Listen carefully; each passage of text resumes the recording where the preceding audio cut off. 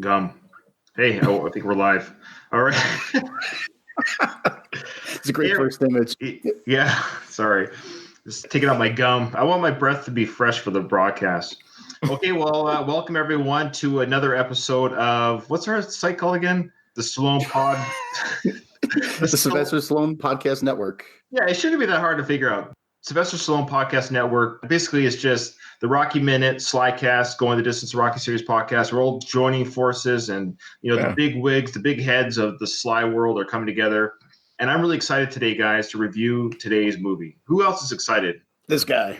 Yeah, we knew going into this vote that there wouldn't be a loser here, that no matter what movie got selected, it would be a winner. We had 3 movies up. What was it again? Victory, Lockup, and Nighthawks, which Nighthawks. People can't stop talking about what a great movie that is. I don't know where they were when the vote was being cast. Yeah, it was close. Lockup won, and it happened to be my choice, but it won by 4 votes, 3 or 4 votes. You beat me by 1 second, Stallion. You beat me by 1 second. Let's get going with Lockup. Lockup came out in 1989. It came out 30 years ago. Mm-hmm. Wow. Is that crazy? 30 years. Crazy that 1989 was 30 years ago. Yeah, I know. Before we talk about the specs of the film and all that good stuff, let's talk about the first time you saw this film and any memories you have of the film. I'm 90% sure I saw this film in the theaters, and I'm starting to doubt myself because it was a rated R film, and I was 14 at the time. Now, I did sneak into movies all the time back then, because when I was 14, I was kind of bigger for my age. I looked older than 14. I'd like to think I snuck in, because I'm 90% sure I saw this in the theaters. That being said, I bought it on VHS once it was released on VHS, and I watched the crap out of this film on VHS for years to come. And then, of course, I own it on Blu-ray to this day. I hadn't seen it, and probably hadn't seen a full viewing of this in over a decade. So I would say the last 10 years of my life, like since I got remarried 9 years ago, I've had like 4 new kids in 9 years. There's a lot of movies that I haven't repeated viewing because I don't have that extra time just to watch a movie out of the blue. So I haven't seen this movie in a while. So until yesterday, I watched the whole way through. And yeah, so that's the latest viewing was yesterday. But before then, I'd seen this movie many, many times and had fond memories. And those fond memories did not diminish on yesterday's viewing. Mm-hmm. Yeah. I saw this when I was a kid. 89, I was 11. I definitely didn't see it in the movies. I must have caught it on one of the Channel 11 viewings of it. PIX. Local. Yeah, PIX. That's right. Yeah, where they bleeped out the curses and everything. But I wasn't a big movie watcher. Like if I saw a movie once, that was pretty much it, unless it was called Star Wars or, Indiana Jones. So I haven't seen it since I was a kid up until yesterday. So I guess you can say that was like my first official viewing because I didn't remember shit about it. So wow, here we are. Yeah. So basically, it was like a first viewing for you almost. You knew the movie existed. You probably had some sort of memory of him being in prison, but you don't remember. Yeah. Okay. Mm-hmm. Uh-huh. Correct. Yeah. I don't think I saw this movie in the theater, and mainly because I don't think I saw a lot of movies in the theater in 89, except for probably Batman, and there might have been an Indiana Jones movie. Is that when Last Crusade came out? Yeah, I think so. And maybe a James Bond film. But either way, I probably saw this on VHS at some point when it came out on the home video market. I had watched it prior to whenever we did it for SlyCast a couple years back. I know me and you, Ryan, were talking about this yesterday, just about how great the Blu-ray looks. Is he muted? Oh yeah, sorry, I just muted it. Sorry for a second there. Yeah, no, I'm just trying to get their show out on Twitterverse while you're talking there. The transfer of the Blu-ray looked really nice, at least on my PC. And I will say again, for the Rocky movie box that I have, the Blu-ray transfer is horrible. I don't know if that's the same for you guys and your Blu-ray when it comes to the Rocky films, but yeah, we've talked about this, man. It's terrible. Yeah, and I don't know if it's the fact that Lockup is 10 years later than the first Rocky. No, I will say, sorry not to interrupt you. I just watched the 1974 classic film for the first time, Gene Hackman in The Conversation. Oh. And I saw that on AMC, on my movie channel, like TV, the 70s channel. I've got this movie channel that does the 70s, 80s, and 90s. It looked fantastic. Well, it was high def through my TV. So obviously they have this format. Yeah, but that was Francis Ford Coppola big budget movie. I mean, the first Rocky is an independent film, right? I mean, it's low budget. Yeah, it's a really like I understand and I agree with you, but weren't the oldest filmed in Panavision? Like, was the film quality that much different? And it also gets back to what they were using to source those Rocky Blu-rays. I've never done the research. They might not have been using pristine prints or whatever. I mean, whatever they used for Lockup was pristine. That is probably one of the better Stallone Blu-rays I've seen from pre-1990. Yeah, it looked good. It did look good. And well, so now we can start talking about who directed this film. And I didn't know anything about this guy until I looked him up. I didn't know anything about John Flynn. Did any of you guys know anything about John Flynn before looking him up? No, I just know he died back in 2007. Yeah. So he directed 16 movies from 1968 to 2001. So he had a 33-year career, but he didn't do a lot of movies. He only did about one movie every 2 years. 3-decade-long career, but as time went on, the movies came less and less as he got older. He worked with 3 actors from our previously reviewed film, The Specialist. Which 3? Rod Steiger in The General, 1968. Remember Rod Steiger? Yeah. You mean to tell me? You bastardo. Bastardo, yeah. I forget. And then the film right before Lockup, he directed James Woods in the movie called Bestseller. Wasn't it? It was James Woods that hooked Stallone up with this project, wasn't it? Gonna make 4 consecutive live episodes where we mention James Woods? I think we should do it in every single one.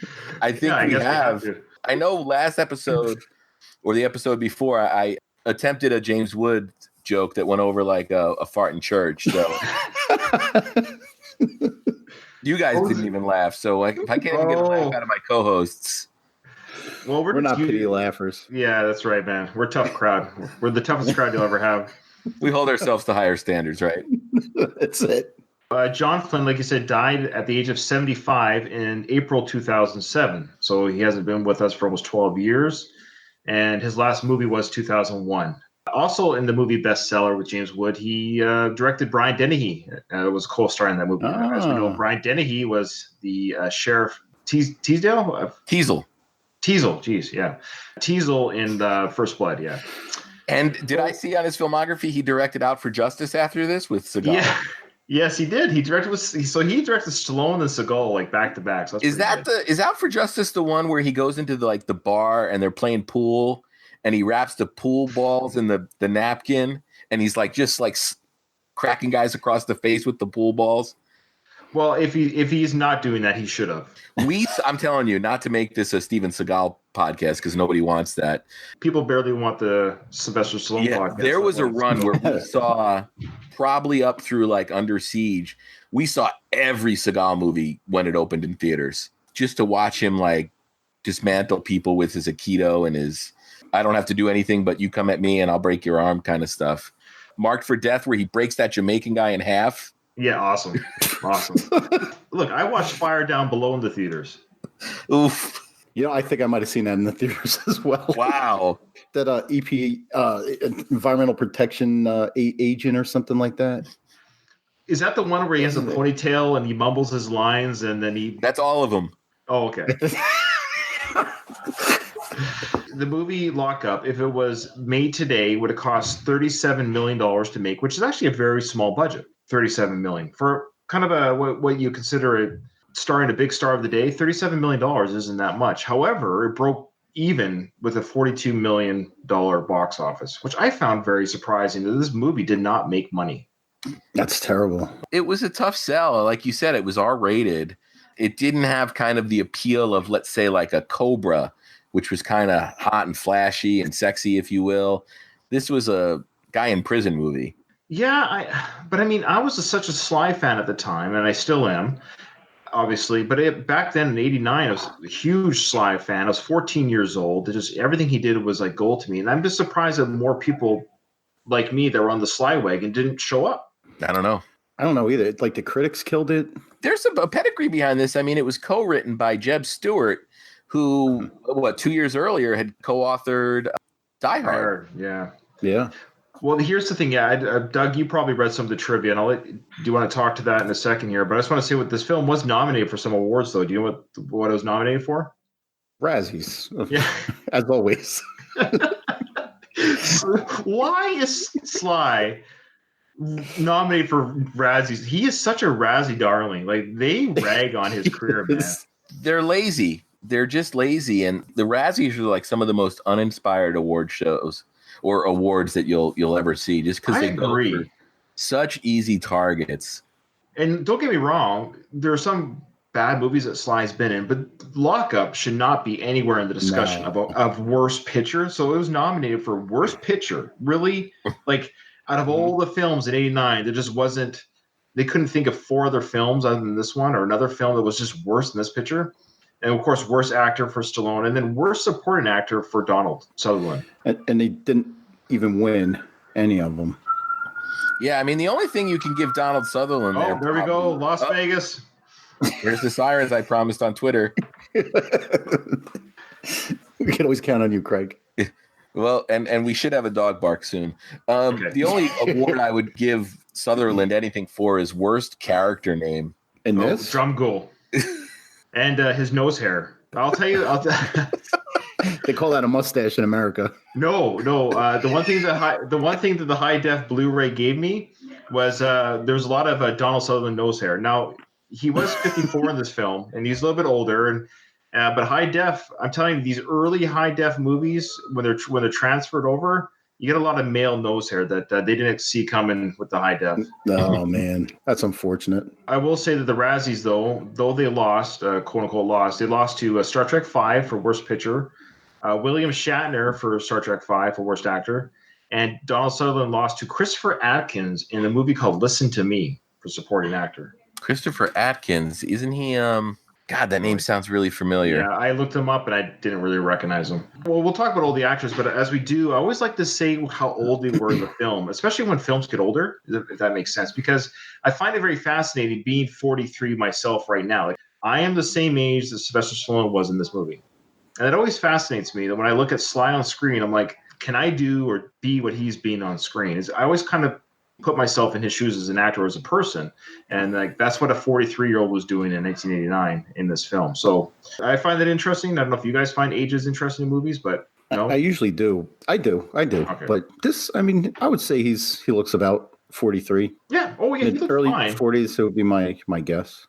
And his physique looked fantastic too. He looked pretty good there. That's one of the problems that you have with any movie with either Sly or like Arnold is Sly was like an auto mechanic in this movie.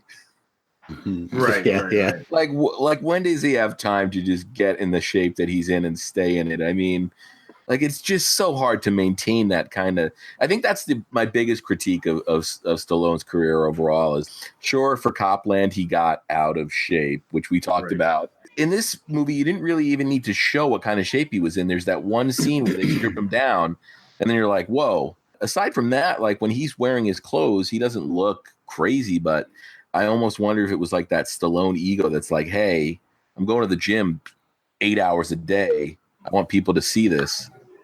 You know what we did get, though? We got the gratuitous Stallone wearing briefs. Oh, yeah. Nothing more gratuitous than Stop or My Mom Will Shoot. Oh, no. We didn't get, yeah, at least he was wearing boxer shorts and not those Speedo shorts in this film. He was in the delousing scene. Were those Speedo underwear? Was that Speedo underwear? Yeah, they were briefs, yeah. They were a gray color. Okay, well, I wasn't looking that the underwear in that scene. I wasn't looking that closely, trust me. Or was I? That was one of the critiques I did have about this film was I didn't notice it at 14 because he was the action hero when I was a kid, and that was par for the course for these guys to show off their bills. But now watching this as a 43-year-old, and everyone else is clothed in this jail, but for some reason, Frank Leone, the character that Sly plays, he's shirtless or in a tank top for the majority of the film. The only time it did kind of work, of course, was when he was being deloused. Oh, and when he was in the hole for 6 weeks, when he would have no clothes, I would almost suspect he would probably be naked in real life, that he'd have no comfort whatsoever. So his six-pack was really ripped too. I noticed that. It's wild because he did Rocky V right around the same time. He did Rocky V 1990, so the year after, yeah. And Rocky V's not a movie where he's really known for his physique, although we don't really see it much, except in the flashback to Part 4, where I guess he had to maintain some kind of... Flashback for Part 2, where he gets the cufflink from Mickey. Oh, yeah. Well, see it, but that's not even accurate because he's pretty ripped in that. And in Rocky 2, he wasn't, as we know, he was kind of just a regular guy. Right. Yeah, so the movie starts off with what I think is a really nice Bill Conti score.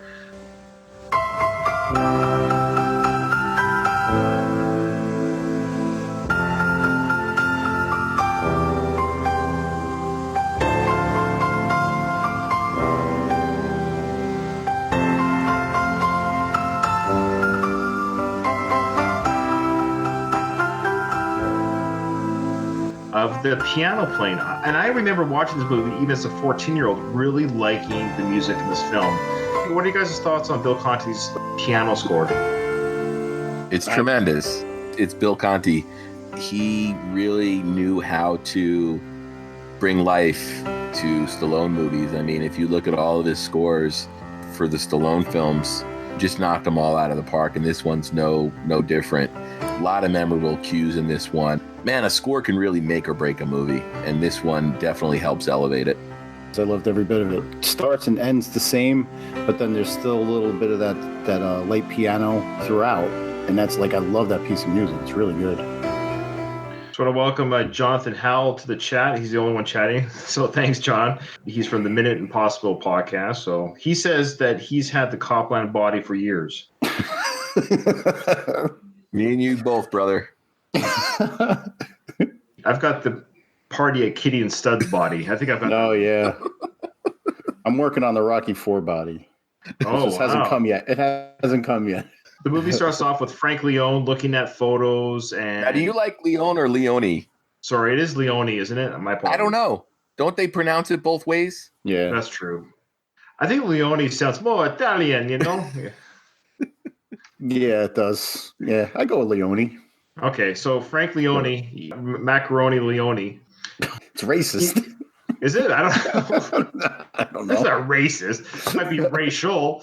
You've got Frank working in a garage, and if you're a cold viewer of this film, if you like literally didn't see a trailer or know anything about this film, you'd see that this guy's working on cars, nice piano music, and then this girl walks into the garage, and they have a little bit of banter about, do you want to check under my hood? Excuse me? Yeah. I'm looking for a mechanic. Anybody around here fit that description? Yeah, I might be able to help you out. What do you need? I have to get it fixed right away. I need somebody who really knows what they're doing. Mm-hmm. I'm not that busy, so what's the problem? I'm not sure. Maybe I ought to get under the hood and check it out. Yeah, maybe I better. It's okay from here. Great customer service. Hey. Imagine if she said, yeah, I've got a lot of flappy noises under there. That's awful. Sorry, Craig didn't laugh at that one, so I didn't. It was like Craig's joke. That's his payback. No, I was slightly tuned out. I was reading about the actress in this, and I forgot that she died last year. Yeah, so she died last year, and we're talking about her name is 2 years ago. Yeah, Darlan. Yeah, I guess almost 2 years ago. Darlan Flugel. Who I also remembered from To Live and Die in L.A. Flugel. Oh, there you go. So she, it's really sad. She was 35 in the film, so she was, of course, 8 years junior to Sylvester Stallone, which obviously makes sense. So she was 35 during the filming of this film. She was actually a perfectly cast wife role. You know what I mean? She looked like the kind of girl that a guy looking like Frank Leone would be dating. But she passed away in 2017 at the age of 64 from Alzheimer's. Terrible, terrible disease. And yeah, no kidding. What a sad story. But we've got her performance here, which, is good job. Yeah. There was no bad performances in this. Can you think of any that were like, oof? No, even the asshole guards did a good job of being asshole guards. Yeah. Craig, you're shaking your head. Was there somebody that you thought wasn't that great? Well, Tom Sizemore got close to going over the edge. It was his first movie. Mm-hmm. Oh, was it? Yes, this was his acting debut. It grows on me. I like the way he is in this movie, and I give actually more credit to his performance, knowing that this was his first movie. And drum roll, ladies and gentlemen, guess who gave him his first shot in the movies? Sylvester Stallone. Sylvester Stallone, another actor that he brought into the film business. I'm not too sure how, but the trivia that I was reading said that Sly got Tom Sizemore this role, and it's a pretty meaty role. Oh yeah, the gentleman role. And to this day, Sizemore is good friends with Sly, and just has been very grateful to this day for that. Still friends, yeah. I don't know. I that's what I read. If there's something that's happened that I'm not aware of, I don't know. Well, Dirty Sanchez happened. Dirty Sanchez. You don't remember when Tom Sizemore went crazy? Well, I don't know if they're hanging out with Thanksgiving dinner. Like Tom Sizemore has had issues personally, yes, but I think there's no animosity between them at all. Well, didn't Tom Sizemore, wasn't he like trying to get in the Expendables? Oh, probably, maybe. Yeah, I mean, you'd think if they were still tight, Stallone would have found. Yeah, but to be fair, no, Tom Sizemore's never been an action star, though. He's not an action star. He's never done an action movie. He might be in a film that's action-y or has other action stars, but I've never seen him. I'm sure there's at least 4 straight-to-video piece of shits that he did that you could call action movies. This character he plays in this movie is typical for him. Like, this is what he was good at. Mm-hmm. This fast-talking, like, scam artist kind of guy. Oh, and not to jump ahead, but I mean, that final sequence with him, the acting there is tremendous. Yeah. But there's some other points in the movie where he gets a little close to going over the edge. Sure, it's a little bit of a corny character. He's the guy that in jail that can get you whatever you want. He's the guy in jail that he got car parts for that Mustang. That's impressive. So that's the thing you were talking, Ryan, about how the opening of the film leads you to believe that he's just some guy, leading a normal life as opposed to being on furlough from prison. Now, Doug, you're a cop. We always have to bring that up every episode. Mm-hmm. What is furlough exactly? Like, I understand it's a break from jail, but how is it granted and how often is it given? Is it something they still do, or? Yeah, in minimal security prisons, you're not giving hardcore criminals furloughs. You have to earn it. You have to be a trusted convict because you're trusted to kind of just go on your own for the weekend. I mean, they grant furloughs for special occasions like weddings, funerals, and like holidays. Some holidays you do, but you have to be an exemplary inmate to even get one granted. As far as I know, I don't work in the jail, but as far as I know, that's how it works.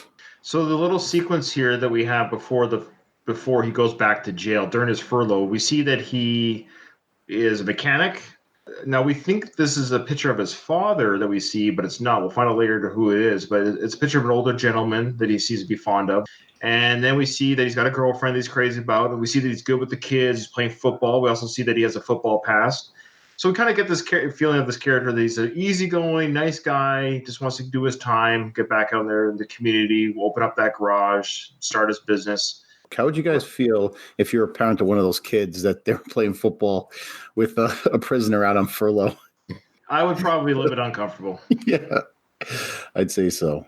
And then the action kicks up right away. He spends his first night in jail, back from furlough. The tension kicks in right away where we see these serious guards coming into the jail, and it looks almost like a breakout. It almost looks like, almost like a mission. Guards coming in from another jail, taking Frank out of his pretty cushy security prison into what will be a major max security prison. What is this in here, Jimmy? I don't know, but it's official. Frank 210. On your feet, Leone. On your feet. What do you want? Take him. What are you doing here? You're being transferred. Transferred where? What the hell? I say that's not necessary. That back, officer. Prisoner is in our custody now. Transferred where? Real busy, like a jerky camera, a lot going on. To add to the confusion, I guess, that Frank is experiencing. They're trying to confuse us as a viewer as well. Yeah, he keeps saying, I haven't done anything. Why is this happening? Even the guards at the minimal security prison are like, what's going on here? Mm-hmm. They're like, we have orders. And we get the first glimpse of Captain Meisner. Yeah. Played by John Amos. This guy is the MVP of this film. Anyone disagreeing with that? No, I love this guy. He delivers every film he's in. Yeah. He is awesome. Boy, You can tell. what a presence. What a presence. At this point, he's just doing his job. He's not a bad guy. No. He's doing his job. He's doing what he was told to do under what he assumes are legitimate orders. He gives everybody the benefit of the doubt. So he's given the warden benefit of the doubt here that this guy Frank deserves to be transferred. Right. Sure, yeah. We know as a multiple viewer of this film, his character arc and where it goes.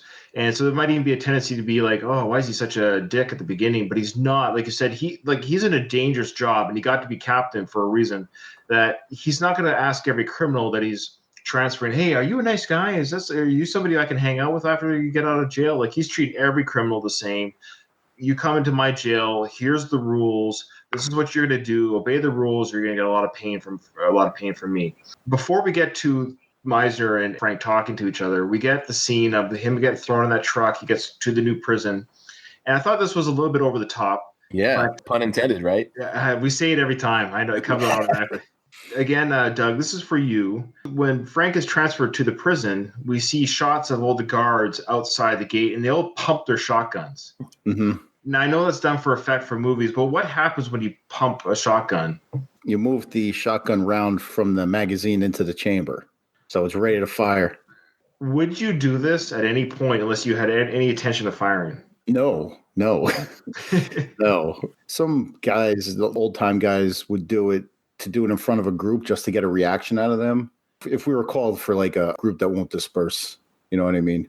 Sure. Like the old-time guys, probably back in the 90s and 80s, would jump out of the car, pump their shotgun, and try to get people to pucker up a little bit. Yeah, but right now, the prisoner, Frank, hasn't even left the truck yet. No earthly reason for them to do this. It's like they're transferring like Bane from Batman or something. Like, what are they afraid of here? It's almost like that's what we're getting, is that like we as an audience of what kind of prisoner is Frank? The fear that these cops already have. This guy that's going to exit this truck. I counted, it was 4 shotguns, 4 of them. Again, I know a little bit about weapons, but my understanding is shotguns have a spread, right? Yeah. So what are they going to do? How are they going to shoot this guy accurately if he does anything with him being surrounded by other officers in handcuffs? Oh, no. There's no shooting him. They're shooting him and everybody around him. Yeah. That's how dangerous this guy is. There'll be casualties of the cops if things go awry. Do you guys want to talk about the prison real quick? Because I'm sure when I lived in New Jersey, I drove past that prison quite a few times in Rahway. I'm sure you have as well, Doug. I grew up 5 minutes from there. Before you guys get on your New Jersey love fest, I will say, as the only Canadian out here on the West Coast, this is, I think, the 5th movie in a row that New Jersey has featured in the film that we've covered. What is going on with Stallone in New Jersey? Am I missing something about him as an actor, that he does New Jersey films? Yeah. Stop Where My Mom Will Shoot was New Jersey. Copland, definitely New Jersey. This one's New Jersey. What else did we do? The Specialist. Is there a Jersey thing in The Specialist? I swear there was, because if not 4 out of the 5. So 4 out of the 5 films off the top of my head have dealt with New Jersey. Assassins, there was no Jersey, was it? Is one of those two. One of those two did have it, because it's been every film maybe about just like a mention, right? It's either mentioned or something, Jersey. But anyways, go on with your Jersey jail talk there. No, I was just going to say, it's always cool when you live near a movie location. Because that's a real prison. I didn't redo all the research I did for the SlyCast episode, but I don't remember if they actually filmed inside of Rahway, Doug, or if they just used the exteriors. I think it was all on location. Yeah, so they were filming with real inmates. There's some trivia about the inmates too. Like they handpicked every day of shooting like 200 inmates. Yeah. They got little bonuses like food spread and $26 a day or something like that. Yeah, they got paid extra wages and like the extras wages, and they got donuts and food. It was like a lottery draw or something each day. And all those background prisoners are legit inmates. And you can tell. You can find actors that look tough, and then you can just get the guys that are prisoners. In fact, they had about 30 or 40 bodyguards in all the crowd at all times, dressed as prisoners just to protect the extras and the real crew from these prisoners. Chink Weber, that obviously had to be a guy that's still serving life in prison, right? I mean, yeah, he was one of the extras. Okay, we're going to talk about, well, before we get to Chink Weber. I mean, that prison, I haven't driven by there in about 4 years now. It still looks exactly the same as it did when they filmed Lockup. The building itself is the same. It had a new paint job. The dome, I think, is red now instead of really? green. Yeah. I remember back in the 80s when I was a schoolboy in Carteret, New Jersey, which is the next town over from Broadway. I remember when they were filming there because it was big news for our town. You know, that Heck yeah. our neighboring town was having a Sylvester Stallone film filmed in the prison. And I remember that when I did see it as a kid, I remember those exterior shots of the prison really hit home because I was like, I know that building. I've been by there. Pretty cool. Yeah. Speaking of Chink Weber, Chuck Wepner, who was supposed to be Chink Weber in Rocky II, was serving time in Rahway State Prison at the time that this was filming. Wow. Okay. Can I just say something about Chuck Wepner that I'm getting tired of? What's that? This whole, like, he's the inspiration for Rocky. The inspiration he was, an unknown boxer fighting the champion of the world going the distance. That's it. Oh, yeah. It's not like they took his life story, but the spark of the inspiration. No offense to Chuck, but I don't think there's anything in Rocky's personality or his home life or anything that represents who Chuck is. He didn't even go to distance. He got knocked out in the 15th or the 14th, I think. Either he took Muhammad Ali further than Muhammad Ali ever had been before, and I think he knocked him down. Those are great elements, and that's awesome that Sly... Now, was Sly really in the crowd? Was he really in the crowd? No. I mean, it's... No, that's the story, bro. He was in the crowd. That's the official story. He was watching it from wherever he was. I didn't hear that he was in the crowd. Me and Ryan seem to have heard the same interview. Yeah. He was broke, wasn't he? How was he going to afford tickets to a Muhammad Ali fight? Well, maybe that's why he's broke. Maybe he rented out Butkus for the night. Oh, yeah. I met Chuck Wepner a couple of times. I don't know if we've talked about it on this podcast. No. I even talked about it on SlyCast. I'm sure I have. A girl I was dating, her family was from Bayonne. Chuck Wepner's the Bayonne Bleeder, and her dad was actually good friends with Chuck Wepner. Family get-togethers and stuff like that, birthdays, Chuck and his wife Linda would come over. So there were a couple of those get-togethers that I was at, and I'll have to see if I can dig it out. There's a picture of me with Chuck and my ex-girlfriend's father, and man, Chuck was just a immense dude. I mean, I'm not big by any stretch, at least, vertically. Man, he's got like those meat hook hands and stuff. But I guess the sore spot that I have, and I don't know him personally, and I don't know everything about anything, but I heard like he kind of got bitter about this whole Rocky thing, and even went after some money on Sly. And well, the story is that he was offered a flat payout or a percentage of future earnings. At the time, nobody knew Rocky was going to become this movie that we were still talking about in 2019. So, like any sensible person, he took the guaranteed payout, and I think he ended up feeling kind of bitter about the amount of money that he left on the table. Which you can't fault the guy for being angry about that, right? No, but I guess. I didn't know if he needed to go through legal means. I'm sure if he just hadn't sided with Stallone and, I don't know, said, look, man, why don't we just do this like gentlemen? I don't know. Well, put up your dukes? No, like I mean, imagine you're a guy like Sly, and then all of a sudden you're dealing with everything like a gentleman, and then you're paying out money to every bozo that comes.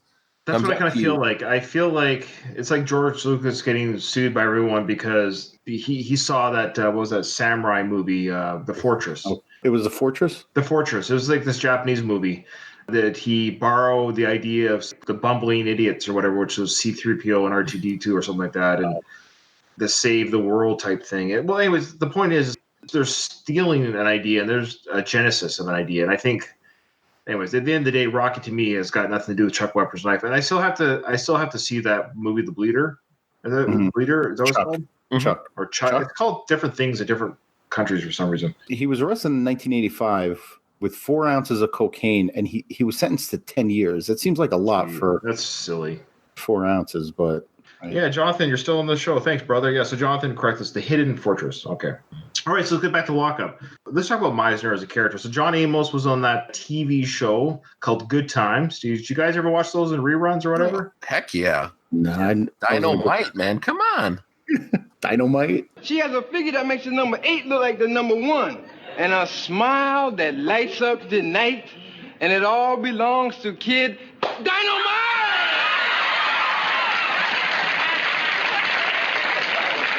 You definitely watched that show. What was his name? Jimmy? AJ Walker. AJ Walker. Yeah, Walker. Meisner, the way he had those sunglasses and his presence was just powerful, and you could almost. I wonder, in another life, he could have been a police captain or a prison captain. I think he would have done well. He's got the look.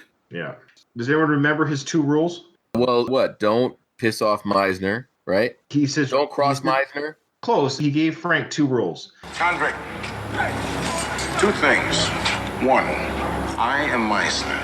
2, never fuck with Meisner. Inside. Oh, yeah. Yeah. So that was great. That was our introduction to Meisner. So we're thinking, boy, Frank's going to have a hard time with this Meisner guy. Yeah, that's what I thought. But we find out later that his true opponent or the true issue in the prison was, of course, Chink. What was his last name again? Weber. Chink Weber. Chink Weber? Chink Yes. Weber. That was Sonny Landham. Yes. Yeah. Let's talk about first the actor Sonny Landham. So he passed away in 2017 as well. Yeah. Congestive heart failure at the age of 76. So he was 48 in this film, and I think he looked really good for 48. He was a handsome, big kind of guy. Like, and his voice, that deep voice he has, Yeah. it's such a menacing. Like, he plays that bad guy so well, and he's an intimidating. At least on screen, he seemed like an intimidating fellow. Predator made quick work of him, though, so he couldn't have been that tough. I've always been bothered by how quick the Predator dispatches him off screen. Yeah, we don't even get to see it. Yeah, It's like literally like 30 seconds. He's like, go, I'll take care of the Predator. And then you hear him scream like 4 seconds later. That's it. I think, and he also had a party in Kitty and Stud in his past, didn't he? Did he? I did read that he got his start in porn. Nice. I didn't see what, but I knew him in 48 Hours. Yeah. You know, I saw that movie way younger than I should have. The bad guys in that movie scared me. He was a great heel or bad man. I thought he did a great job. Very intimidating. Did you know that Sonny ran for governor of Kentucky in 2003? I do know he got into politics. I couldn't remember what office he ran for, though. He lost that election. He ran for the 27th State Senate District of Kentucky in 2004. Then he announced a run for the U.S. Senate in 2008 until he went on a radio show and called for the genocide of Arabs. And he was subsequently removed from the race. Oh, man. Oh, that's fantastic. All right. People don't know how to keep their mouth shut. So he wanted the extermination. So he was a villain to the end, eh? Was he really Native American? He was, I believe he had part Cherokee or something like that. Yeah. The other thing, though, is Chink is a really complex character here. Sure. More so probably on paper. Everything he does from the moment he starts interacting with Frank is at the warden's command, right? Yeah. Yeah. He's basically just doing what the warden is telling him to do. Yes. Now, do you think that he would have been naturally inclined to take that role at the prison otherwise? This probably wasn't his first rodeo doing this kind of thing for the warden. So he even had a special jacket. It's just interesting, that's a character that you dismiss him pretty quickly as a black and white bad guy, but there's a layer of complexity there when you look at the relationship between him and the warden and what he's being tasked to do and how that gets him to start doing worse and worse things to try and break Frank, which is just interesting. You wonder how bad of a man he truly was. It's just a cool character, in my opinion. And I thought I could rely on you, Weber. You won't be pushed. Because you're not pushing in the right place. Everyone has a weak spot, Weber. Find his, or I'll have to find a new yard boss. That reveal, it adds a layer of complexity to that character that I think is really cool. Not knowing too much about this movie, again, watching it yesterday, I thought with Frank kind of being able to deflect all that shit that Weber was giving him, I thought there would eventually be some kind of like mutual respect between Chink Weber towards Frank. But it, like you said, Craig, it only got worse and worse. Yeah. Yeah. And that beatdown that Frank gave Chink, that was brutal. That was some good violent fighting, I thought. Frank took a page out of Seagal's book, right? He wraps the little 5-pound plate in the towel, just starts going to town with it, man, handing out the slaps. Violence in this movie, I can see why it was rated R. The violence was not comical, like in a comic book way, but it was brutal. Like the impact that in this movie of the punches, even the football game, that violent football game in the rain and the mud, you felt those hits. I noticed a couple things in this film. Stallone, in the trivia, and I saw it in the film, that he did a lot of the football stunts, which in a way is a stunt, getting hit, tackled, pushed around.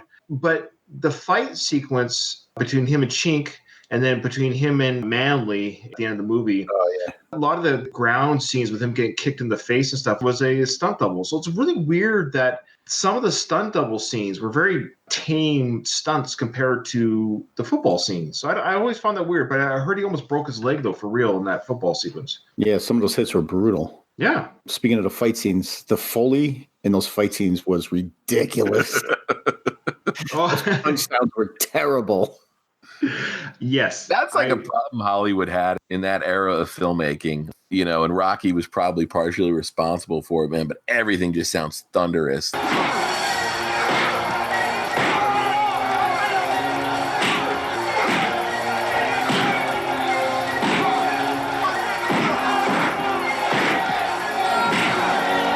It's like the Foley people didn't remember what things actually sound like. Right, yeah. It is weird. It sounds like every hit he's hitting, like, I don't know what the sound is like, and it's that crunchy, cracky, the volume of the sound is so big. Of every forearm you in the face is going to have this big explosive sound. It is kind of silly. That did take me out a little bit of the fight. And again, I'll say about Sly, no offense to him, he's an action star, absolutely. He's got a great presence on screen, but his fighting techniques in the films have always been terrible. And in fact, it wasn't until Expendables Part 1 where he fought Steve Austin. Krav Maga style, right? Or then Rambo Part 3 where he did the stick fighting. So he has the ability, Sly, as a person to train, I mean, obviously with the boxing moves, he has a grace to him that he can train with some sort of hand-to-hand style combat. And we know, I said it before, with Matt Damon from the Bourne movies, Matt Damon can't fight in real life, but they made him look like he can. I don't know why they didn't do that with Sly in more movies. Now, they didn't do that much in the 80s and 90s. They didn't do that. It wasn't until like The Matrix where they kind of made fighting cool.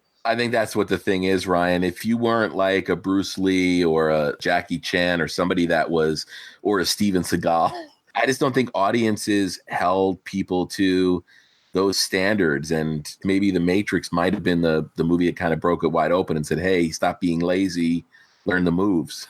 Mm-hmm. Stallone had that Rocky fighting style. You know, I think they wanted to display that punch, that left hook, or the right cross as much as they could. Yeah. I was gonna say, he looks like a boxer when he throws that punch. Yeah, and I will say again, that final sequence of him fighting those guards, if you go back and listen to the sounds, the after DR, they call it, when they do the after ADR, ADR, it's horrible. They must have had Sly go in the room and just go, I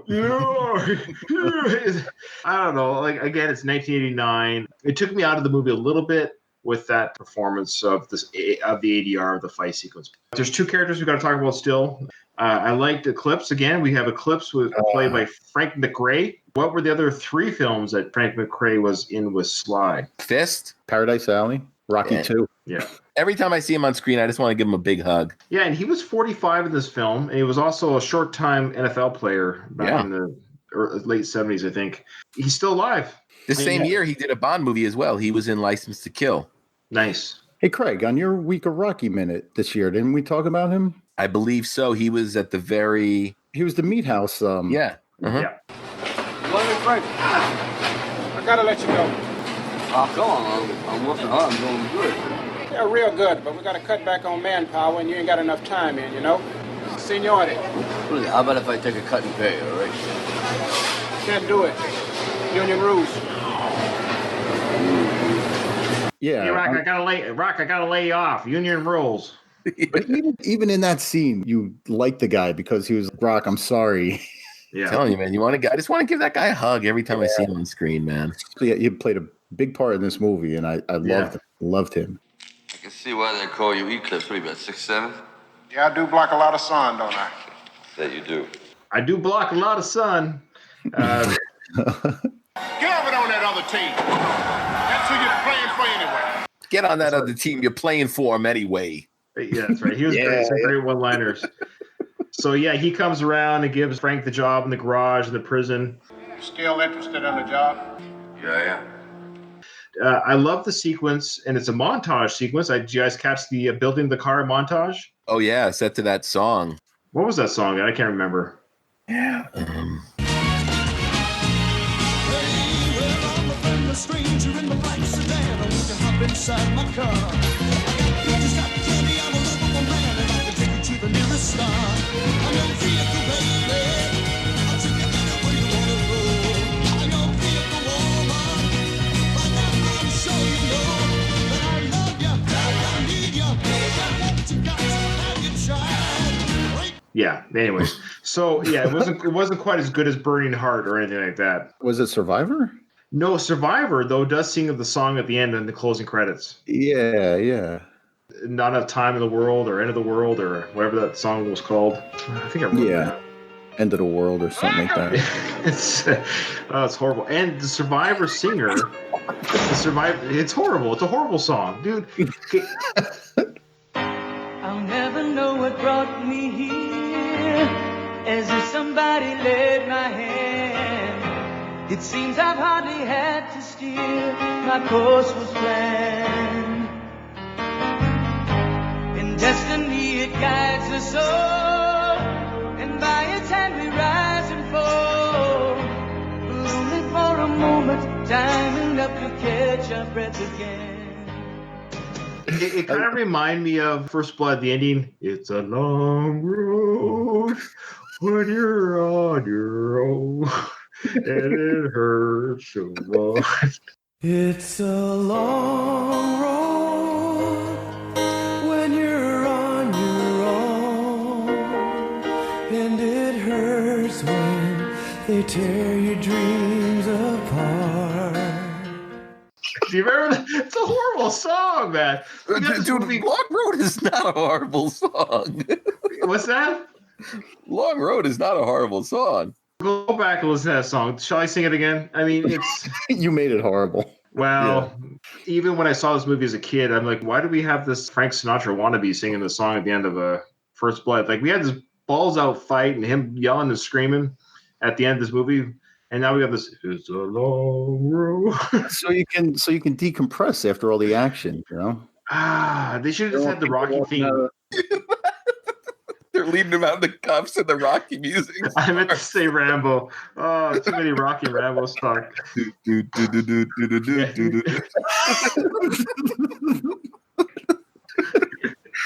So we got the car building montage scene, which was a lot of fun. You know, it was a light moment. It was the lightest moment of the movie because now everything's going to go poorly for the gang. That was a great sequence, though. Again, this movie, actually, we haven't really talked about it, but this movie does a lot of great dramatic moments that I think play off well and haven't aged that poorly over 30 years. Well, and they also show like the kind of person that Frank is. He's a natural leader, but at the same time, he takes first base under his wing. Yeah.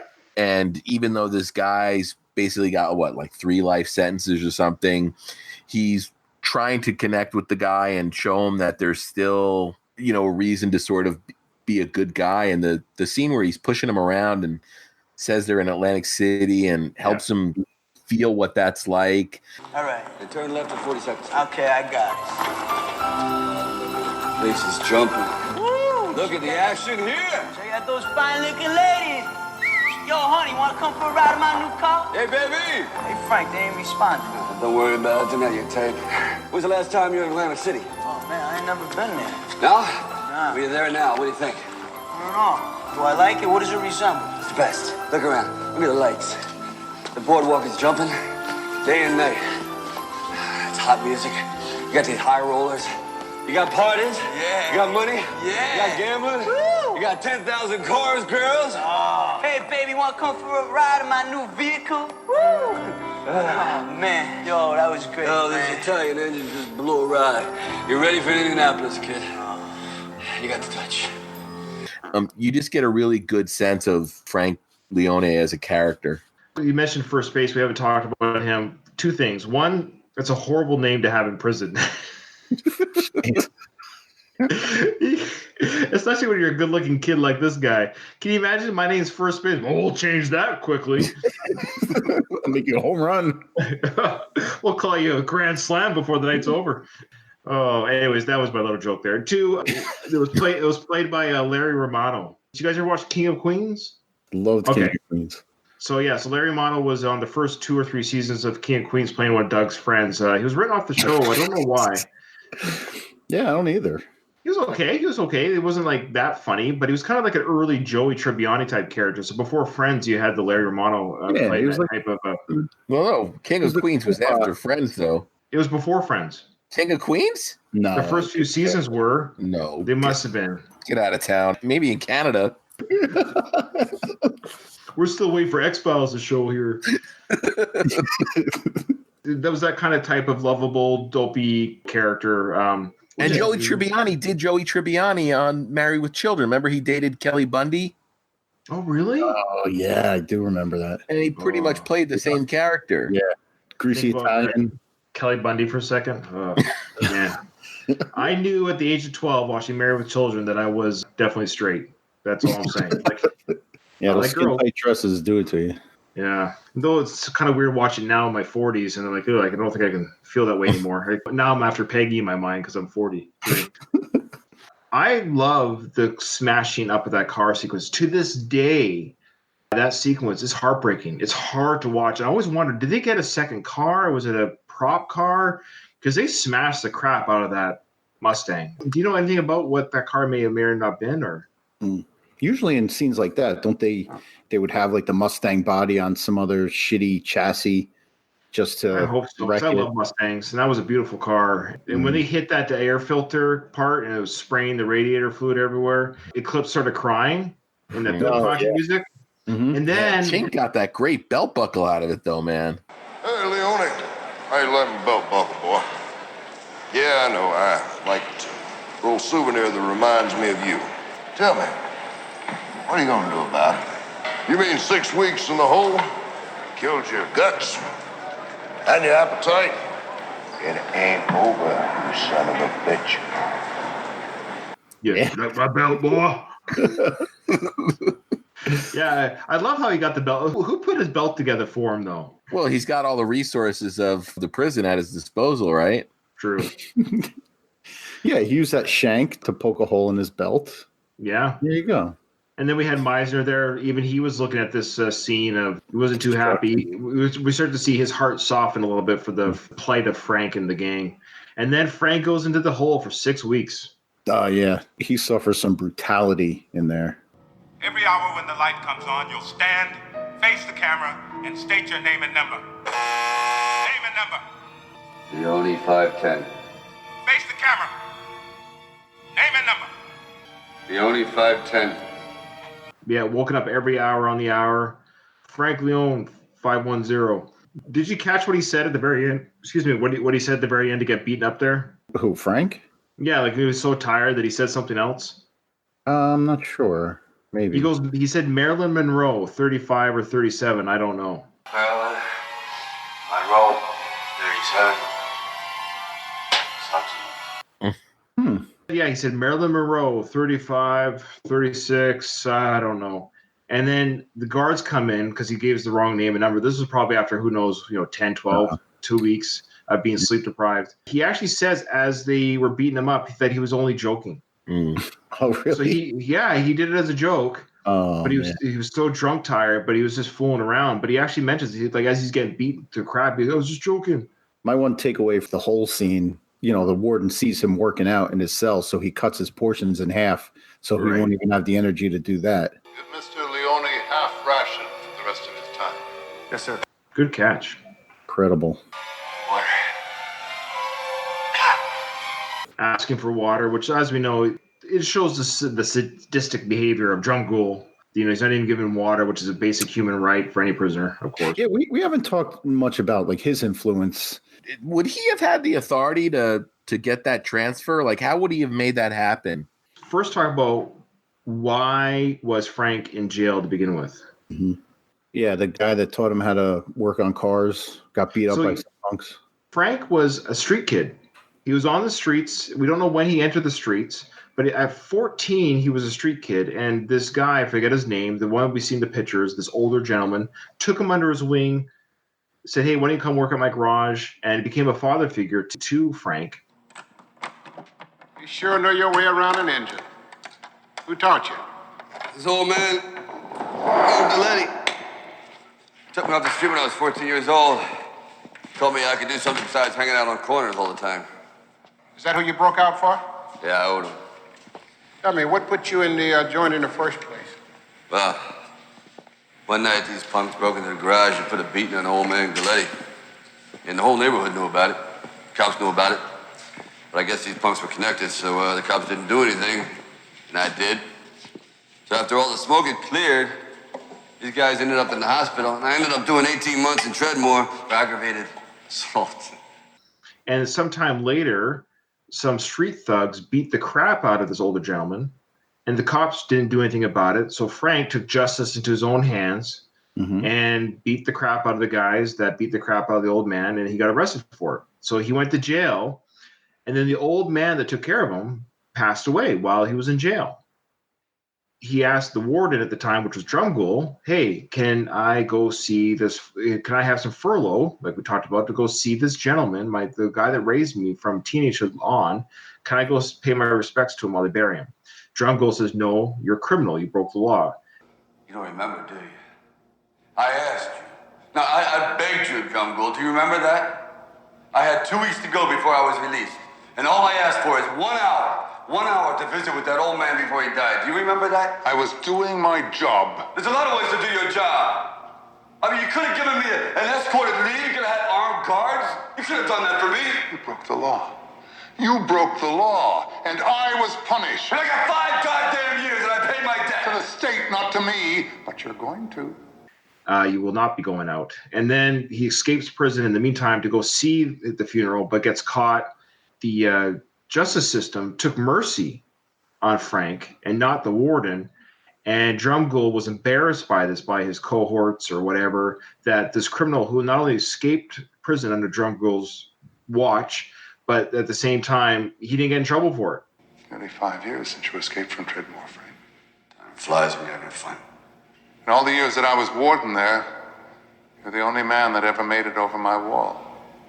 So I read in the papers. Yes, of course you did. You and your lawyer saw to it that everything made it into the papers, didn't you? The media. Yeah. Distorting the truth. Distorting the facts, making a criminal into a hero and a warden into a criminal. You took my future away from me. You and those bleeding heart politicians, they sent you to Norwood. That's a country club. I ended up here in Gateway. The worst shithole in the system. They made him a hero and they made Drumgoole look like the bad guy. That's right. So Drumgoole got sent to this crappy prison in New Jersey as, I say as punishment, but as a transfer. It's a crappier prison. While Frank is to spend whatever time he has left in jail. And then Drumgoole's like, I got to get payback for this guy. And the idea for Drumgoole was, I'm going to break him. I'm going to make him break the law while he's in jail. That way he'll stay here longer, and I'll make his life a living hell, and he'll give him the guy a tour, and all that stuff happens. All I know is I've only got 6 months left on my sentence. In Gateway, 6 months could be a lifetime. Anything could happen. This is hard time, Frank. You have no rights here unless I give them to you. You feel no pleasure unless I tell you you can. This is hell. I'm going to give you the guided tour. How's that for a recap of why this is all happening? Don't even have to watch the movie. Yeah, exactly. Well, I think it's important for any of our listeners who have probably seen the movie, because even I kind of forgot, why is Frank in jail? And they did explain it, of course. It's not really over-explained. It's done in a quick conversation that he has with Eclipse, and that's it. And also, at the beginning of the movie, we find out he only has 6 months left in his sentence. So when Drumgoole has him transferred to this max security prison, this hell, he promises Frank that he's going to make that 6 months hell for him. He's getting the crap kicked out of him for saying Marilyn Monroe. Meisner comes in and tells him to stop beating him up. That's enough. Who ordered this? The warden. Manley, that big white guy with the bad hair and he's kind of tubby, right? Manley says something snarky to Meisner. And my favorite moment in the film was from Meisner when he says, let me quote here, I just got it written down just to make sure I got it here. So Captain Meisner says this to Manley. He says, Pussy. And you get the hell out of my sight before I shine my boots with your face, you fat piece of shit. I love that moment. Now, we don't hear that anymore. Do we hear the POS statement in films anymore? No, that's a heavy hitter too. Yeah, I bet you that I know Stallone didn't get a writing credit on it, but I bet you that line was written by Stallone. Well, the guy that played Manley, he's kind of typecast in these roles. I've seen him in other stuff where he plays that creepy dirtbag type of character. I love that. You fat piece of shit. Like, you don't hear, like, when is the last time that has been said in a film? I say it a lot. Not necessarily fat part, but I call people a POS quite regularly. It's usually behind their back. It's actually a brutal insult. Like, you just don't hear it anymore. It's like one step below scumbag. Mm-hmm. I think it might be above scumbag myself, but yeah. Do you know the origins of the word scumbag? No. Off-air research it. Okay. Well, I have to do it off air. I go, okay, yeah, fair enough, yeah. It's got something to do with the scrotum, I'm sure. You're a smart man. I'm going to call someone a scumbag from now on because it's like, I had no idea. I love it. He's like the typical kind of hides behind his badge. He's only got balls because he's protected by other guards and by his badge. He knows that if any prisoners step to him, then he's going to have 100 guards on his back. That's why he gets off being an asshole. But he's probably a wussy in real life. Sounds cliche, but he's your typical bully. Mm-hmm. And he's got the backing of the warden. He's got carte blanche when it comes to Frank. So then we have the sequence here after the car's been broken up and Frank has been in the hole for 6 weeks. He comes back to the gang and looking at the car damage. And the comment is made like, our leader's back type thing. And Stallone gives a pretty good speech here, which is kind of reminiscent of the end of First Blood. Speaking of First Blood, that same type of like when he gets a little crying about the body parts everywhere. But he's yelling at these guys. And I love it when how Sly says, "It's his." What? You think this is your car? This ain't your car. This is a warden's car. What do you think? Did you think that Chick Weber did this? Drum Gold did this. Come on. What?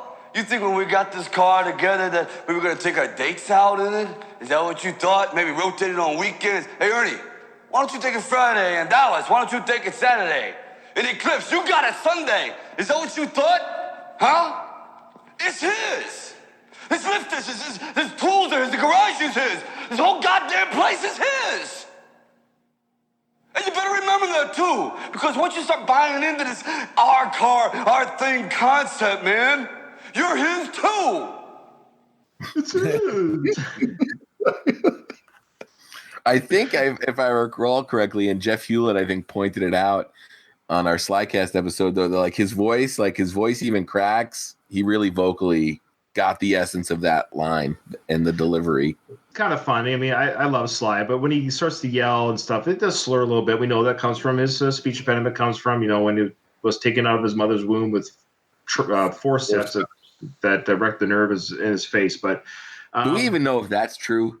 I don't know anything anymore. Let's ask Jimmy Gambino. Yeah, between Jimmy Gambino and Mike Kuda telling us the origin story of Rocky is not true. I don't know what to believe anymore. But the speech though was really good because he's talking about prison, how nothing here is ours. Just do your time, enjoy the moments that you have. But the idea, we're not a gang. This isn't like some TV show.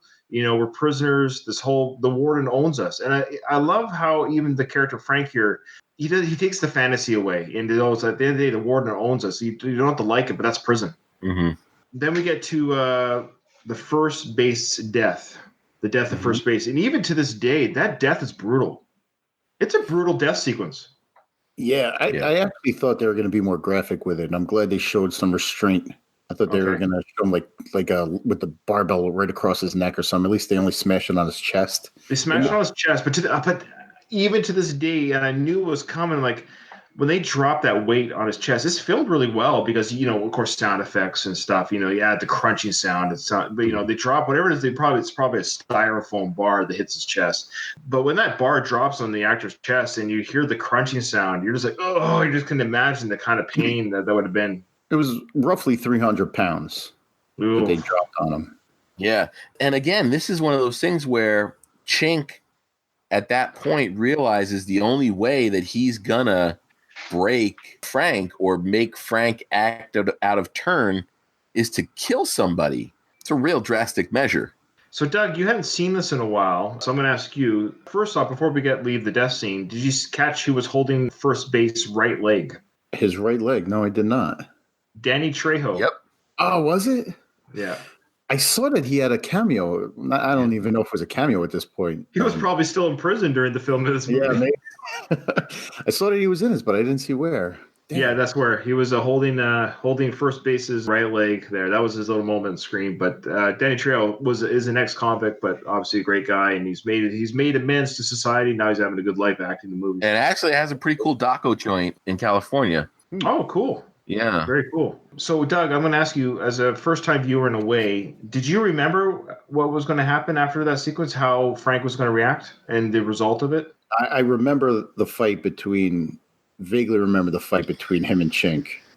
I remember him going after him in the prison yard.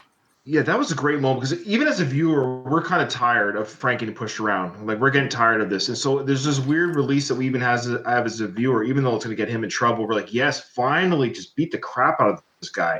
And so when he grabs that weight and puts in the towel, and he goes over and he clocks that one prisoner right in the face, like the one of Chink's men, just boom. I love that moment.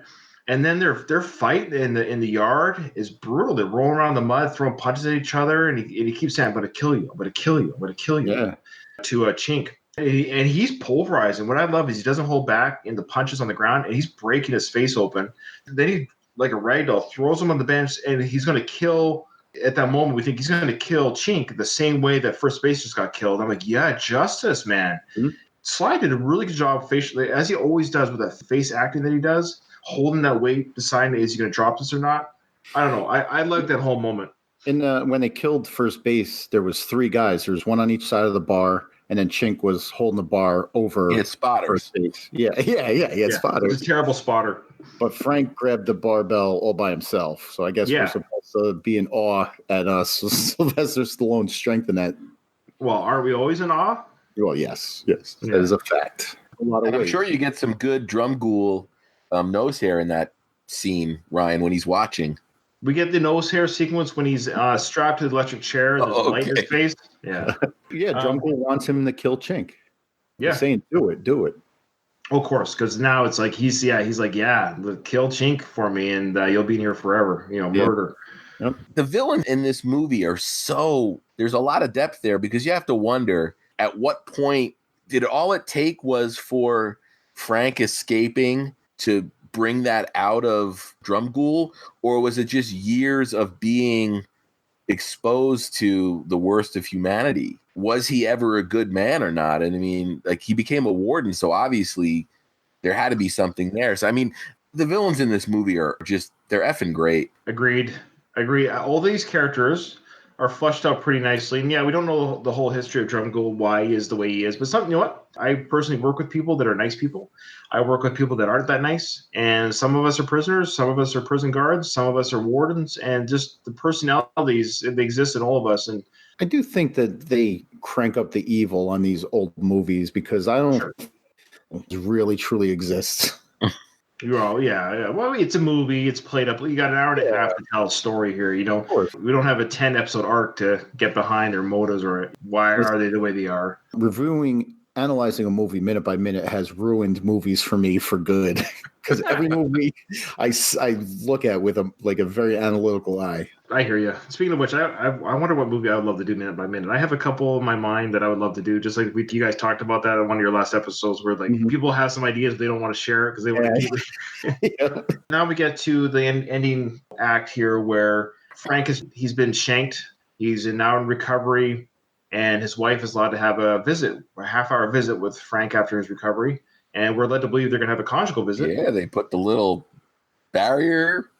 Mm-hmm. Can you guys pull it off with your significant other in a hospital bed with a curtain separating you and the guards? How long has it been? Well, I won't need 30 minutes. But the way that they have it set up, they're going to fuck with him. So yeah. You almost have to assume that Frank was heavily medicated to not realize that they were going to fuck with him. Mm-hmm. You can understand the wife or the girlfriend being kind of taken aback by it, but Yeah, I just find it surprising. I'm not a prude by any stretch of the imagination, but I would have been like, honey, I can't. They're literally behind the curtain. I can't even peek when someone's standing next to me, let alone perform with a bed sheet between me and the audience. I don't remember where I saw this, but isn't there a movie where they have like the conjugal visit in like a separate little apartment? Yeah. I've seen that too. I've seen that too in shows or movies. I've seen that. Yeah, it's like a little, like a trailer, like a screwing trailer, like Arrested Development. They have like a little. Yeah, that's probably where I saw it. Yeah. That's exactly right. That's what I'm thinking of. That's hilarious. So, of course, they pull back the curtain. They say, okay, visit's over and blah, blah, blah. This is where the movie gets really dark, man. There's been some dark stuff in this movie. Yes. But, man, it gets dark. So, Craig, why don't you talk about the scene there that I think you're referring to? Well, they basically break up the coitus. Yep. It's true coitus interruptus. I don't even remember what the bridge scene is, but we have Frank is in a cell and another inmate is on the other side, and he's getting ready to be released. Yeah. And he talks about how he straight up says the warden's given him an assignment. I don't think it was the warden. He said he got a job. Oh, okay, yeah. It was like $1,000. He's going back to crime even after he leaves. He's got some job. Yeah, and then he reveals that he's gonna go pay Frank's girlfriend a visit and rape her. Come here. I know you. No, you don't know me, Frank, but I know you. I was at Treadmill with you. A Black. Treadmill don't have an A Black. That's right. We got something else in common. Yeah, what's that? We're both getting out soon. You in a few weeks. Me, I'm gone day after tomorrow. What happened to you? One beating too many. Served some hard time in this place. We both have, am I right? Yeah. You're right about that. Hey, you need anything when I get out? Can I get you anything? No, I'm all right, thanks. I'm just lucky, I guess. I got a job lined up when I get out. It's just temporary, but it pays about $1,000 for 2 hours work. That's not bad, is it? What do you gotta do? I just gotta rape this bitch. I get an extra 100 every time she screams. I'll kill you! I'll kill you! Payback time, Frank. She says hello. You touch her, you're dead! Hey, Malik, guard! God, somebody! Malik! Yeah, it's a great sequence because he goes He's got over the to picture. Oh, that's a great reveal. And the guy steps out of the wheelchair and that guy's creepy, man. He is perfectly cast. He reminded me of what's his name from Cobra, the villain, a little bit. He had like he looked evil. That guy looked evil. He had that look. My question is, this guy had a ponytail, right? Mm-hmm. So we find out later that he's a fellow prison guard. Are they allowed to have ponytails, these guards? Did he have a ponytail? Yeah. I didn't see that. I don't know. The prison personnel they're more liberal with their grooming policy. Are they? It kind of seems like all bets might be off in that prison too. Yeah, especially there. So yeah, now we have Frank thinking, I got to get out of this prison. So now here's the escape number 2 under Jungle that's going to happen. Did anyone think that Dallas was going to betray? Did anyone see that coming? It was good and it was bad because they don't telegraph it at all. And a lot of times some viewers get annoyed by not being able to figure something out. Now, Doug, did you remember that the betrayal was coming? No, that was new to me. Yeah, yesterday it surprised me. We've all seen The Sixth Sense, right? Right. So when they do the big reveal at the end of The Sixth Sense, you think back on the movie and you say, okay, here's all the clues that I missed. Mm-hmm. But he wasn't in on it. That's why. He wasn't in on this betrayal until probably the day before. He was always on his, so it was a true Judas kiss because it was the night of he got the 40 silver. He was just made this deal, but because the warden just lost his biggest guy, his yard boss. So what happened? So Frank determines he needs to break out. He's going to ask Tom Sizemore for help. At that point, does Tom Sizemore go to the warden and offer that information up? No, I think he was approached. He was approached because he said the warden offered me leniency on my sentence. So when would the warden have offered that, though? The rape threat to his girlfriend was planned by the warden, unauthorized by the warden. And the warden knew, look, he's going to want to break out. He's going to want to escape like he's done before. I will get somebody I can buy off from his gang that he'll trust. And that's probably how he saw it. Like, hey, Frank's going to come to you asking you for help to break out. When he does, lead him to this area and I'll get time off your sentence. Because there's that. Remember the sequence where he says to Frank there when he's been caught, and Tom Sizemore does a great job here where he says that 30 years. I'm sorry, man. You were my ticket out of here. I'm sorry.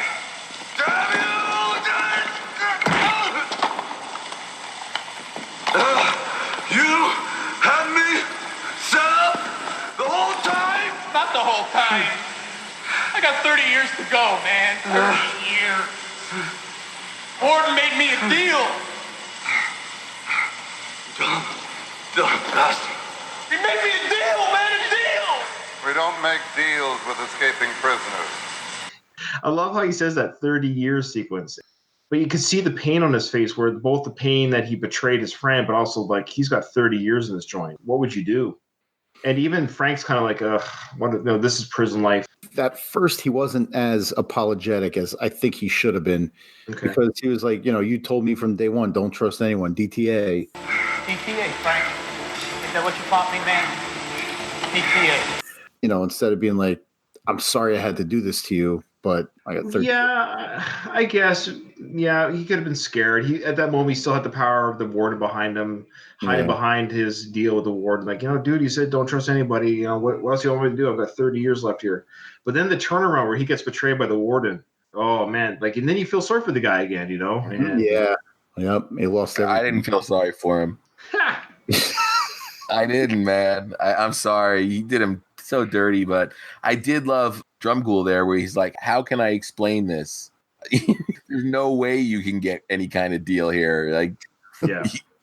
Shortly thereafter, Dallas, played by Tom Sizemore, he electrocutes himself to kill the prison guard. Yeah, and that's the only way you can do that, because we know that Frank in the movie can't kill anybody, or else he's not getting out of jail. We as an audience get the satisfaction of that manly guy finally getting his comeuppance with a proper death. Yeah, this is another one of those movies that a lot of movies sort of suffers from. It's like the race to the end. It almost feels like they compressed the last 25 minutes of this movie into 10 minutes because they built so much time up front. Right. Creating, introducing the characters and creating the world and sort of doing all of the storytelling that we needed to be done. But you also didn't want to make this over 2 hours. I actually thought that too. I hadn't seen this movie, like I said, in 10, maybe 15 years. And as I was watching it, even though it had that hour and 45-minute runtime, I was like, holy, they're getting to sequences quicker than I remember. They got to plot points faster than I thought they were going to get there. So, yeah, almost the whole movie seemed not rushed, but so I guess you're not bored because they hit a lot of points very quickly. There's not really any lull moments. So there aren't any bathroom break moments in this movie. And I didn't think they spent too much time on one scene. Right. I think everything flowed nicely, I thought. Yeah. No, you're right. Yeah. But at the end, it gets a little bit, action packed. But, he's climbing pipes and climbing the wall and, he's jumping. And, the spotlight just misses him. So it gets a little bit actiony at the end there. And did anyone catch, when he enters the room that Drumgool's in, did anyone catch the nod to First Blood?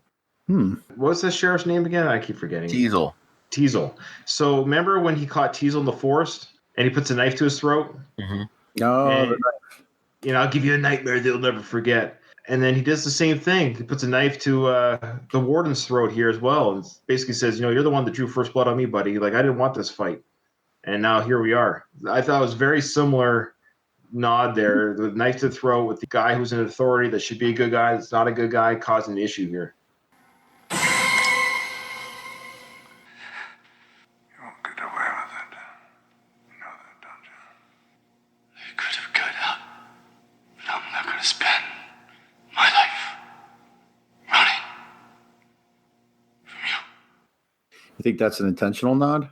Maybe not, but this is the first thing that came to my mind. It's like, I don't know why I never noticed that before, even as a young viewer, that right away I saw the knife to the throat with the authority figure that's pushing this character to do things that he doesn't want to do. So I caught it. Maybe nobody else did, but maybe it wasn't intentional. I don't know. So we got the electric chair scene, and we knew this was going to come into play when this was introduced at the beginning of the film. You know, this chair is going to somehow come into play. And again, this was done really well because we don't know what's going to happen. We feel like extort this confession from the warden. And I remember even watching it where, like, even if he says something, how does that matter? But, we have the witnesses lined up as they said. Mm-hmm. Drumgoole admits that, yes, I was, this whole setup. Glad you're here, Meisner. This wouldn't be official without witnesses. He's trying to get me to take responsibility for his escape attempt, just like before. I don't want a confession. You set me up. You set everything up. I don't know what you're talking about. I'm talking about Chick Weber. The goons. The cop that was gonna rape Melissa. Dallas. The killing of the kid. Guilty on all counts. Prove it! Prove it, Frank. That's your problem. You can't prove anything. I don't have to prove nothing. I came here for an execution. I demand to be released from here. No. Don't do it, Leone. Don't do it. Take it easy. Payback. Frank! It's true. I confess, Mr. Meisner, everything that he said was true. I set him up. Everything. But I love how Frank has his hand wrapped around the lever. Yeah. So even if the cops chase him or shoot him, he just falls down. Mm-hmm. That lever is going to go off and kill the warden. So that's actually a great. And it seems silly, but it's just the idea of to remember to write this, in a movie. Like, hey, even if the cops come and shoot me, I'm going to fall down with this lever in my hand. So the cops can't approach him or shoot him. It's a good little standoff. Yeah. When they first met in the electric chair room, Drumgoole says, the warden would come down. Stop it. Sorry, guys. He says the warden would come down a path right from his office through that door. Right. So that was obviously the door that Frank brought him. Right. So they wouldn't be found. If he trucks them through the prison, obviously people are going to see him. But if he takes them in that secret passage, he can strap them to the electric chair and nobody will know. Right. Doug, again, I'm going to ask you, this is kind of like your first time here. Do you remember what happened? Do you remember what was going to happen? No, I didn't remember any of this. Okay. It's crazy the stuff that I remembered from seeing it all those years ago. But this was another one. I was like on the edge of my seat. Is he going to do it? Is he going to electrocute him? That's great. Yeah. It drew you in. Like you weren't, you didn't think it was silly? No, I loved it. I love this scene.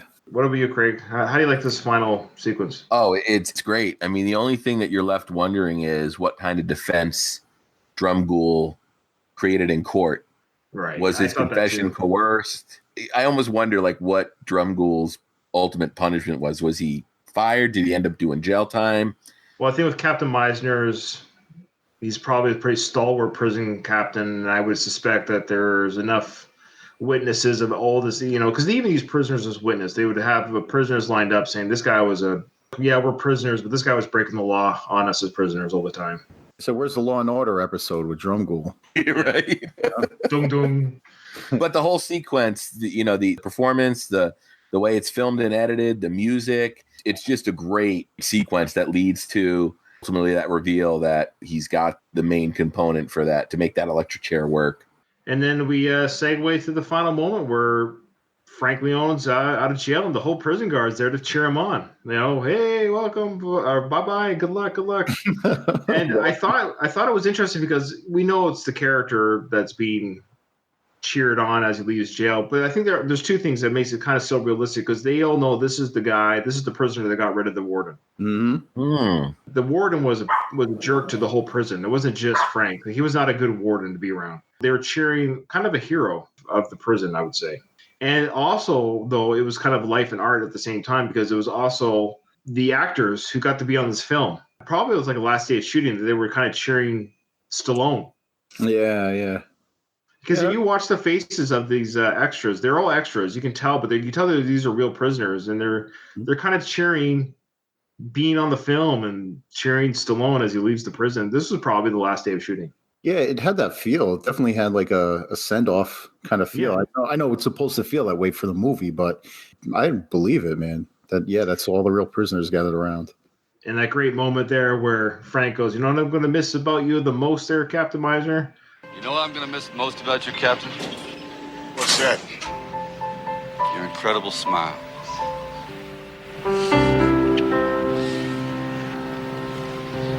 Take care of yourself, man. Thanks, Captain. And even Meisner smiles. It's classic 80s, late 80s trope, but it was good. He smiles.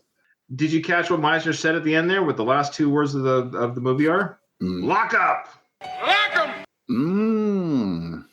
Okay. Yeah, I never caught it to this feeling, but when Meisner yells, he yells, "Lock up." Look, Craig's trying to talk, but he's on mute.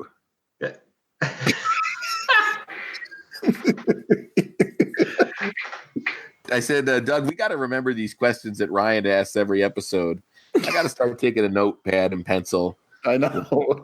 He tries stumping us. I don't think it's fair. No, I'm not trying to stump you. I'm actually just, I thought you guys were going to catch that too. It's like, I'm going to write this down. I even wrote in big letters here. See? Right here. Lock up. Exclamation mark, exclamation mark. I usually do notice when they say, like, they say the name of the movie in the movie because it's like, oh, they did that thing because it's a thing. Yeah, wasn't there a game? Did you guys talk about it where you watch a movie and you stop watching the movie when they say the name of the movie? So, this movie you could do the whole way through. Yeah, or you just set an over/under. Yeah. Right. So, did you catch the ending here? The credits. We had a film montage again of the film that we just saw. A picture montage. Yeah. Is that a Stallone thing? Is that him? Rocky 3? Which Rocky was that in? All of them. What do you mean? Which one? Rocky 5 does it. Rocky 4 does it. Maybe it's Rocky. Oh yeah. It's like instant nostalgia. So Rocky 4 does it for sure because Ruben and I just finished covering Rocky 4 on our show, and they did the black and white photo montage right at the end of the film there. Yeah. And then Rocky 5 does the whole series montage because at that time they thought this was the final film. Over the Measure of Man by Elton John. And then this one we've got Survivor. And the singer of this Survivor, by the way, is different than the Eye of the Tiger Survivor singer. Yes. Yeah. And I believe that singer died within the last year or two as well. Yeah. He's a terrible survivor. Oh my God. Let me yeah. He's crying himself. Cold-blooded. I was waiting for someone to bring that up so I could tell that joke. By the way, Ryan, yes, sir. Friends debuted in 1994. Okay. King of Queens debuted in 1998. Well, poo on you. All right.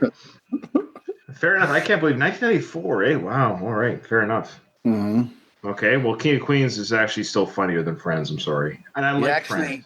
Jimmy Jameson from Survivor died in 2014. So they're both dead? Which is the Eye Tiger singer? Oh, no. The second singer passed away. The singer from this movie. Yeah. He was on 3 or 4 albums with Survivor. Yeah. You change a singer, it really changes the whole shape of the band. So Jim Jameson, is that his name? Jimmy Jameson, yeah. Yeah, so he did the Burning Heart song. You can tell it's a different singer. He did Burning Heart, but the other singer did Eye of the Tiger. So same band, different singer. It's kind of weird, yeah. Yeah. Rotten Tomato, of course, gave this 17%, which is stupid.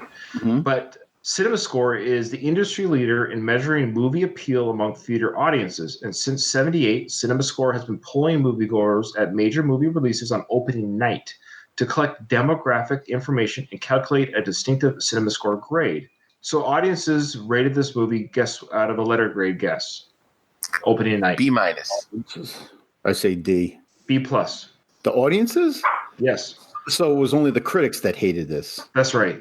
And that's what I don't understand is like, it's a good Stallone film. So people that went to this movie opening night, like people like me at the age of 14, 15, 20, whatever they were, they had the CinemaScore people say, hey, what'd you think of the movie? I can only imagine they would have come and say, hey, that was a lot of fun.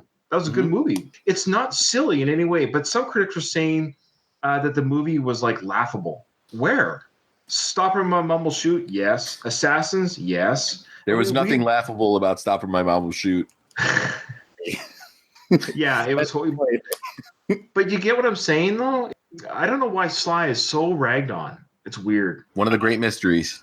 I just think people love to hate Stallone, and I don't understand why. It is kind of weird. Did you read anything, Ryan, about there not having a finished script for this? Oh, go ahead and talk about that. They had the star, the director, and the theme, but no script.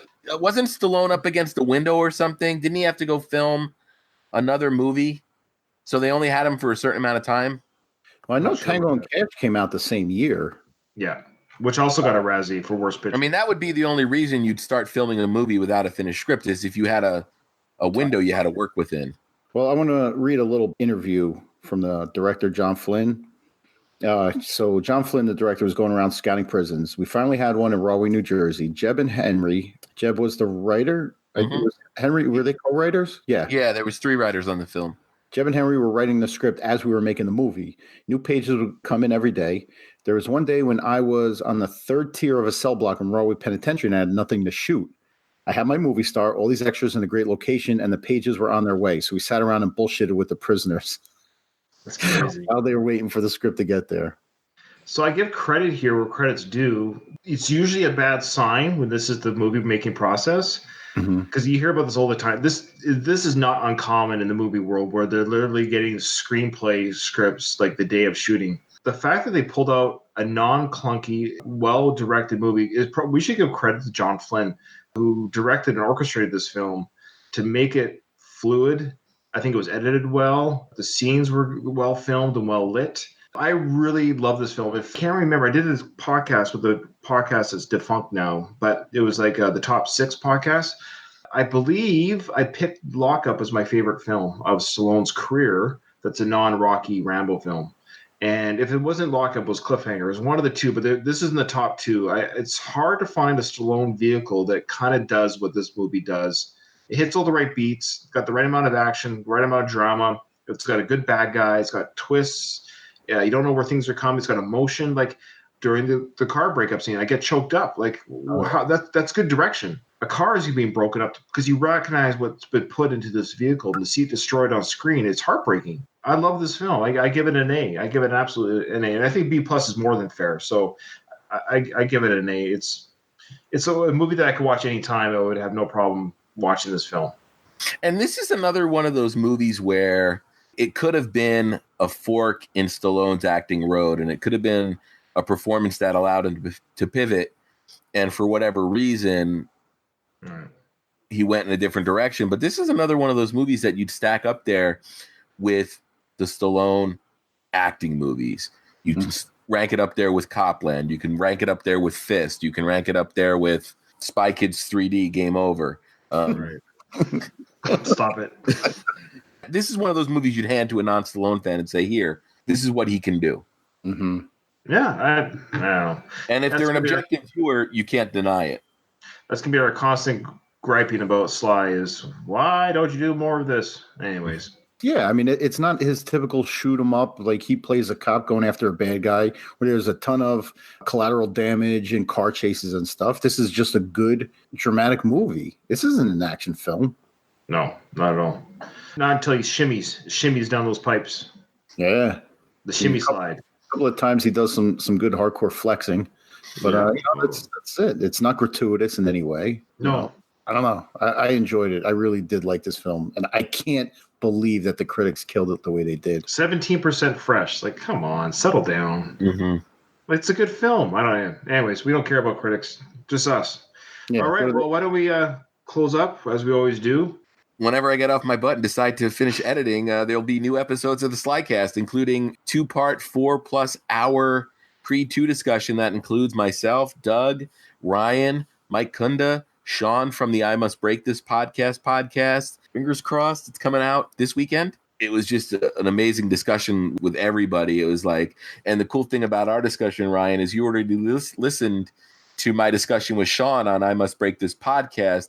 So you were able to directly speak to me about things from that discussion. So it's going to make for a really good 2-part listening experience. And I'm really excited to share it because it's a super episode. There's some real podcast heavy hitters and there's some really great discussions, and every discussion I loved, and they're all deep, meaty discussions. I think me and you, Ryan, we're like, oh, we'll just do a quick 10-minute sort of whatever. And then we ended up going, 40 minutes or something. Me and Doug went 40 minutes. I went 40 minutes with Kunda. It's going to be fun. And we also have Judge Dredd that's sitting on the shelf waiting to be released after the Creed Super Special. So the goal this year is to release more SlyCast episodes, get closer and closer to that straight to video hell. that we all can't wait to hear. Oh, I know. But yeah, you can find us at the regular places, the SlyCast on Facebook or on Twitter. My Twitter handle, Mr. Craig Cohen. But if you're watching this, you probably know all the places to find me or to avoid me. One and a half of the Rocky Minute podcast. We analyze the Rocky movies 1 minute of movie time at a time. And we're currently in the middle of Rocky 2, where we've had Craig guest on, and we're about to have Ryan record with us next week, I believe, right? So, so look out for those episodes. The places you can find us are, on your social media platforms like Facebook and Twitter and Instagram. But we have a Facebook listeners group. It's a closed group. That's where like most of the discussion happens. It's called Mighty Mix on Facebook. So come join the listeners group. We talk all things Rocky, not just about the podcast, just Rocky in general, Creed, a lot of stuff, a lot of discussions going on there. So, yeah, come join the fun. Hey, Doug, are you guys going to analyze the Lipton iced tea commercial when you get to it? I want to do his little one-offs, like his SNL appearance. I want to do his Muppet Show appearance, and I would love to do analyze the Lipton iced tea commercial. No, you know what? You can analyze the Lipton iced tea commercial 1 second at a time. Yeah. I might not listen to that one. I have my limits. Yeah, that's so why. That was the old claymation days, man. I miss those days. Yeah. All right. Well, I'm Brian. My brother and I, Ruben, we host the Rocky Series podcast, Going the Distance. Punch that into Facebook, Google, Twitter. It will come up. We're somewhat weekly. We're pretty much weekly podcast, and we're on Rocky. We just finished Rocky 4. In a couple of weeks, we'll be starting Rocky 5. That's our season 5, and I'm really looking forward to that. These guys, I want to say that Craig and Doug, their podcasts are amazing. So if you're not listening to them, you got to be listening to them. Don't worry about me. Listen to them. But if you like them, you like me. If you like me, you like them. I can't imagine you'll listen to any of this and not like what these guys have to offer. These guys are awesome. I listen to them. I'm a legit fan. So we really appreciate everyone listening today. Yeah. And you can do some supplemental listening after, since they just finished Rocky 4. You can listen to the SlyCast Rocky 4 episode. And when you guys are done with Rocky 5, we did a whole episode on the work print of Rocky 5. I don't know if you guys are going to cover that or not. Yeah, you guys covered it, and I know I'm torn. I think we're going to deal with the theatrical release. I think what we might do, and this is actually something I thought about, is like having somebody like you. So there you go. I'll say this on the air. Come on and talk about that supplemental, and I'll probably have Matt come on too. I don't know it very well, so that would be something I would like to address, but I'm not going to do it like for the whole season, but for an episode, say what are the differences? Is it better or is it not better? And that is a discussion worth having. Yes. Awesome. Yeah. And you guys have another great podcast out there too. Oh yeah, let me just plug that while I'm in the mood of a plug-in. Well, Doug did it so well, man. It's got me thinking that we both need to pick up our plug-in game, man. Yeah. So I have another podcast to do with my brother, and he and I are on this one. Like he's always on this one with me, or vice versa, because sometimes with the Rocky podcast we can't correlate our times. But it's called The Worst of the Best Podcast, and it's a lot of fun. It's easy to digest. It's like 20, 25 minutes an episode. And we basically cover a variety of topics from movies, film, food, and we pick what is the worst from a best. So, for example, if you're a band like, let's say, Tom Petty or REM, and we go through what is the best they have, and we pick what is the worst of that. So everything has a worst, even the best. That's the premise of our show. I don't know. Have you guys ever listened to it? Oh, yeah. Yeah. Okay. Mm-hmm. All right. You don't have to. Just wondered if you ever have. No, it's different. It's different. There's a ton of podcasts out there, so you like to find some variety. Yeah. All right, guys. Thank you so much. And till next time in our next poll, I'd be interested to see what we reviewed. This was not a dumpster fire, so this was a good one to review. All right.